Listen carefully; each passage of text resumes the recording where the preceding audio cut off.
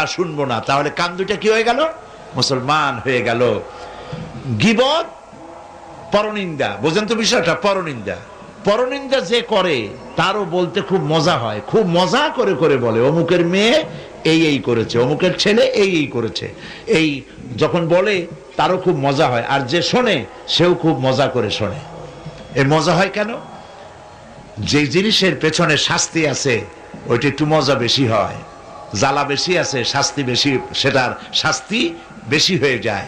যেমন দাঁতের রুগী, পিঠে দাঁত হয়েছে অথবা বাহুতে দাঁত হয়েছে, রোদের মধ্যে গেছে, চুলকানো শুরু করেছে, যত চুলকায় তত মজা লাগে, কিন্তু চুলকানি যখন শেষ হয়ে গেল তারপরে জ্বালা শুরু হয়ে গেল। ঠিক কিনা?